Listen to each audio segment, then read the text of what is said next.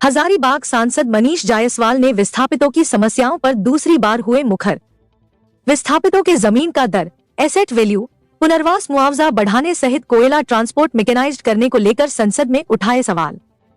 हजारीबाग लोकसभा क्षेत्र के सांसद मनीष जायसवाल ने अपने चुनावी दौरे के दौरान क्षेत्र के विस्थापन, प्रदूषण, रोजगार सृजन जैसे गंभीर विषयों को प्राथमिकता देने का वादा किया था। अब वे अपने वादा पूरा करने के प्रयास में जुटे हुए हैं। गुरुवार को संसद के बजट सत्र के दौरान सांसद मनीष जायसवाल ने दूसरी बार सदन में हजारीबाग लोकसभा क्षेत्र के ज्वलंत और गंभीर विषय को बड़े ही बेबाकी से उठाया और सरकार का इस दिशा में ध्यान आकृष्ट कराया। तो आइए सुनिए सांसद ने सदन में क्या कुछ मामला उठाया। श्री मनीष जायसवाल जी, बहुत बहुत धन्यवाद अध्यक्ष जी। आज आपने एक बहुत ही महत्वपूर्ण विषय पर बोलने का अवसर दिया है। अध्यक्ष जी, कुछ दिन पहले मैंने एक बहुत महत्वपूर्ण विषय जो मेरे क्षेत्र का विस्थापन का विषय है वो रखा था, लेकिन आपने आधा ही मिनट दिया, इससे पूरी बात में नहीं रख पाया था। आज उसी बात को मैं पूरा कर रहा हूं। अध्यक्ष जी, हजारीबाग, रामगढ़, चतरा में सीसीएल और एनटीपीसी के द्वारा खदानों के लिए विस्थापन किया जा रहा है, कोयला के खदानों के लिए। हजारीबाग जिले के केरेडारी, बड़कागांव, डारी, चुरचू और रामगढ़ जिले के मांडू और रजरप्पा में ये दिया है। अध्यक्ष जी, मैंने लिख के दिया है।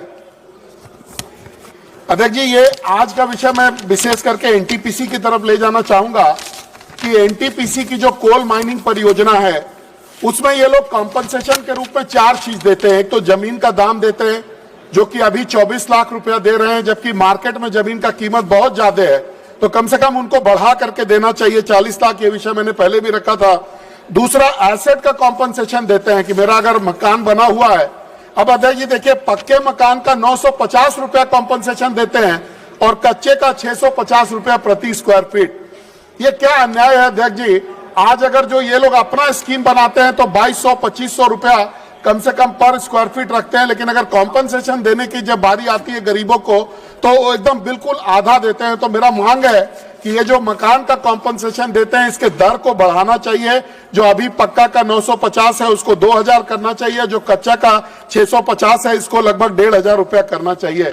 तीसरा, विस्थापन का लाभ। अब देखिए, यहीं पे पेच फंसता है अध्यक्ष जी। इन्होंने क्या किया है कि एक जिस दिन इनका माइंस शुरू हुआ 16/5/2016 को पकरी बरवाडी करके एक माइंस है, उस दिन इनका माइंस शुरू होता है।